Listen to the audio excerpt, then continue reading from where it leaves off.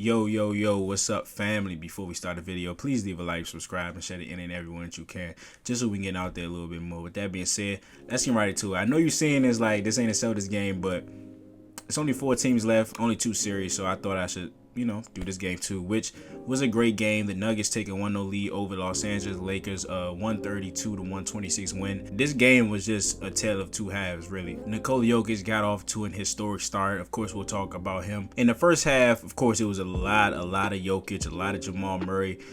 Bruce Brown also stepped up, but the Nuggets had 72 points, and I kid you not, it felt like every time the Nuggets went to a dribble handoff or some sort of pick and roll where Jokic was the passer and the screen setter, it just felt like they got a wide open shot every time. And Michael Porter Jr., Jamal Murray, Jokic, Bruce Brown, Aaron Gordon are guys that can hit open shots. And guys like Jokic, MPJ, and Jamal are guys that can hit tough shots too. So when you're just giving them wide open looks, you're going under on screens, which we'll talk about too because they did change that, and then you give them clean looks, so now they're already in rhythm and now the tough ones are going in. So yeah, I just thought that first half the Lakers just weren't doing a great job defensively. They were scoring a little bit. They were 22-48 in the first half, about 46%, not a bad percentage. In the first half they had 54 points, but when you're giving up 72 points and the opposing team is shooting 51% and they're shooting 40% from the 3-point line, you're gonna find yourself with a halftime deficit of 18 points. And a big thing in the first half, of course, aside from Jokic, Bruce Brown, Jamal, but 2 things I think really hurt the Lakers in this game. One was the first half offensive rebounds and just the rebounds in general. The Denver Nuggets out-rebounded the Los Angeles Lakers by 26 in the first half. They had 36 total rebounds, the Lakers had 13. What makes it even worse, the Nuggets had the same amount of offensive rebounds than the Lakers had total rebounds. They had 13 offensive rebounds in the first half. Jokic had 6 in the first half. As a result, the Nuggets shot 7 more shots than the Lakers did in the first half. And typically when you're a team that has great shooters, the more chances you get, the higher percentage it is to score. And the second thing was fast break points. The Nuggets had 17 fast break points in the first half. They were getting out in transition. They were hitting extra passes every single time, and it was beautiful to watch when they were getting out in transition and running. But the second half, you started seeing why the Lakers are here. Even though, of course, it wasn't enough. They outscored the Nuggets 72-60 in the second half. They shot 67% from the field. AD had 18 points in the first half. He came out again with 22 points in the second half, but a huge difference between his halves was in the first half he had 2 rebounds, in the second half he had 8. Jokic was completely dominating AD on the glass in the first half. That wasn't the case in the second half. They also out-rebounded the Nuggets 17-11 in the second half. The Nuggets also had 2 fast break points in the second half. So the Lakers defense is the best in the playoffs as of right now, right? But there's a huge discrepancy between their half-court defense and their fast break defense. They've had trouble defending the fast breaks all year. AD is a guy that falls on the ground a lot, so that creates disadvantages. Probably some 4 and 5s. Bron will walk up the court sometimes, you know what I'm saying? So they're not sprinting as much as they should be to get back on the defensive side of the ball during the fast breaks. But in the second half, they limited that. They got the Nuggets to play their brand of basketball. I want to give a well-deserved shout out to Darvin Ham for a huge in-game adjustment he made in the second half. He put Rui Hachimura as a primary defender on Nikola Jokic. At the time, I was like, what the fuck is this? How is this working? But it's not as much of Rui guarding Jokic as it is AD guarding Aaron Gordon. Aaron Gordon, who is a solid shooter this whole year, for some reason in this game, he was just reluctant to shoot. And the Lakers saw that, and it was like, okay, we'll put AD in that free safety role so he can help on Jokic in the paint. This was famously popularized by the Celtics last year. Ime Udoka made a change during the second half of the season where they put Robert Williams on the other team's least effective perimeter guy so he can help off, and the Celtics were content with that team beating them if their least effective perimeter scorer could score a lot of points. And of course, a lot of nights that isn't happening because that player isn't made to do that.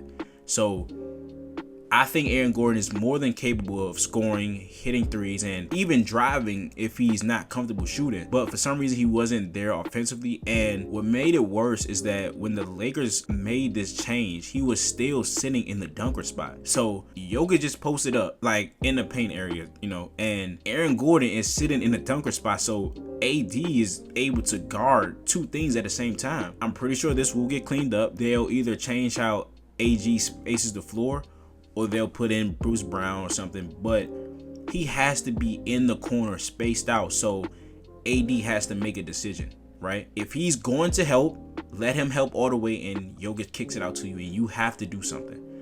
But if you're in the same area as Jokic, AD's an all-world type of defender. He's gonna close that space, so you have to force him to make a decision. But yeah, the second half, even though Denver still shot 61% from the field, it just felt like the Lakers were more aggressive. They switched their pick and roll coverage. You know, Schroeder was upset that they had him going under the screens and they were just getting cooked all game. And then they switched it. He was fighting over the screens and all that. And it was just harder to score, even though they shot a great percentage. The two shots that I think saved the Nuggets in this game was the heave by Jokic at the end of the third quarter. The Lakers were storming back. You know, they got a couple stops, got a couple scores, was getting to the line, and Jokic hit that shot.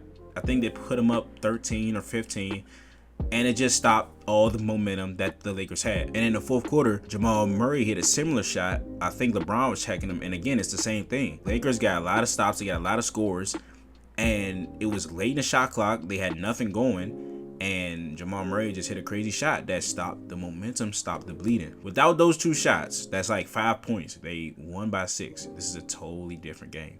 And it would have got very, very uncomfortable. It was already uncomfortable because they cut a 21-point lead to 3. But without those two shots, this could have been really bad for the Nuggets in game 1. So yeah, on to the players. Nikola Jokic, this is the best player in the world. This is the best player in the world. And AD did score 40. But I think people underestimated how, not good, I don't want to say good, but people were just saying like, you know, he's a liability on the defensive side of the ball. He's not. He has great hands. He has quick hands. He's smart. He's intelligent. Of course, he's not the most athletic guy, but he showed, especially in that first half, that he can hold his own defensively. And this is a guy who makes the right read 95% of the times. You know, he's scoring, he's rebounding, he's assisting, and he garners so much attention. There was this action that the Nuggets were running where Jokic goes across one side of the lane to the other side, and he'll post up, and he was scoring on it a lot. And he has AD checking him, and Bron saw it, and he chucked him so he couldn't get across easily, thinking that the play was for a Jokic post-up. Whole time, MPJ is setting a down screen for KCP, and he hit a 3. The attention he garners, the screening, that handoff shit. If you're a guard, you're having a tough time getting over that screen. And Schroeder is one of the best like pick navigators in the game, but a motherfucker that big hitting you on the screen, you gonna feel that shit, and you will stop for a little bit. And that's all the space a guy like Jamal needs and MPJ to hit a shot. And it was just too much in the first half. You know, you can't get down by that much in the first half. But, you know, Nikola Jokic is just unbelievable. I cannot wait to see more of this AD Jokic matchup. Now on to Jamal Murray, who we didn't really know was going to play this game. You know, he's been hurting. He has an ear infection I just seen about a couple of minutes ago. And again, this is just a guy that can hit tough shots. Him coming off those pick and rolls and those handoffs, if he has any crevice of space, you're dead in the water. Playing with a guy like Nikola Jokic, who is that big and who's that good at setting screens and passing, it just makes your life a whole lot easier. All he has to do is hit his shots and hit timely shots. You know, he had a couple post-ups, a couple tough shots that kind of stopped the bleeding, of course. This is the version we were seeing in the bubble. We didn't know if it was real. We didn't know if he could continue this, but he's healthy now.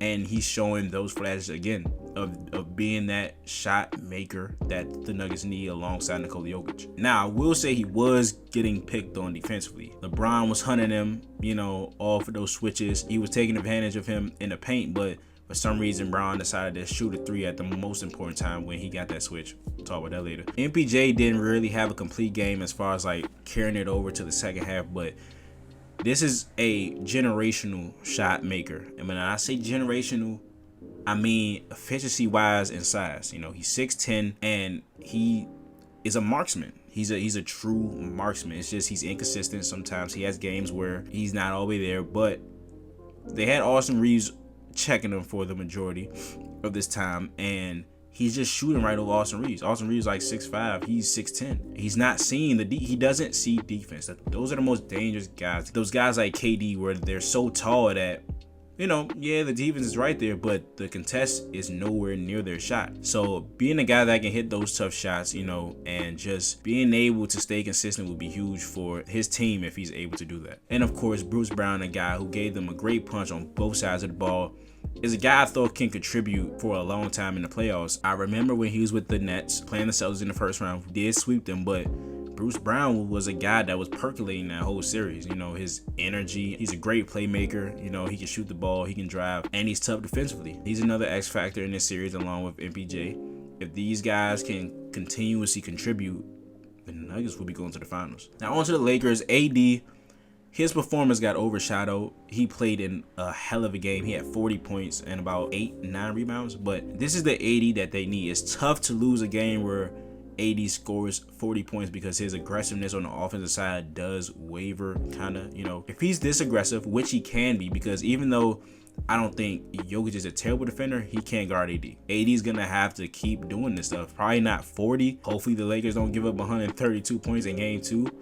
But this is the AD that you need. The aggressive AD. This is a top 10 player when he's healthy and when he's playing this way. LeBron was playing great all game. The Lakers have found something with him posting up. They're getting wide open shots every time. They just have to hit them. They started this in the early portions of game 6 against the Warriors, where he's posting up and he's either too powerful, so he's driving, he's getting fouled, and he's one of the greatest passers we've ever seen. So if he's not scoring, he's creating an open opportunity for somebody else. He was doing such a good job of that, picking his spots, passing out, and he was getting those switches on Jamal, and he was taking advantage of him all night. And then he shoots that 3 at the end, and I'm just like, you had the drive. You've not been settling all night. Why settle at the biggest moment? But it's LeBron James. I am 100% sure that he will make up for it. I don't know if it'll be enough to get game 2. The Nuggets haven't let anyone split on their home court. But game 3, game 4, Brown will get one. You know what I'm saying? He's always going to get one. So we'll see how that goes. Austin Reaves came up clutch. He had 18 points in the second half. He was the one that was hitting those clutch threes to cut the lead down. And, he's just, I don't want to say he came out of nowhere, but he kind of did. A second round pick out of Oklahoma. He's a great playmaker, a great handler. He plays the game with supreme confidence, and that's what you have to be great in this league. He's just a gritty guy, bro. He does a lot of things right. I think he's too small to guard MPJ. I think he should be like on a KCP type, but KCP, who I didn't talk about again, had a great game too. He had 17 in the second half, but Austin Reaves, he has to keep hitting shots, keep playmaking, and when he's rolling, that helps Bron. Bron can just sit back and relax and watch him work. And I think that'll be pivotal down the stretch of this series because LeBron and AD will have to play a lot of minutes. Last but not least, Rui Hachimura, an aggressive scorer, a great driver, has that pull-up game down pack, and he's a strong guy himself. He can hold up on Jokic till AD comes over there. He's no slouch. And the Lakers have found something with him on both sides of the ball, whether that's scoring and being a primary defender on Jokic. Whether Darvin Ham decides to start him, I don't know, but he should be a huge X factor in this series for the Lakers. But as always, this is Nick. Please, if you enjoyed the video, leave a like, subscribe, and I will be doing the Celtics and Heat game tomorrow, game 1. It's my team, so I'll be there. But again, this is Nick. Peace.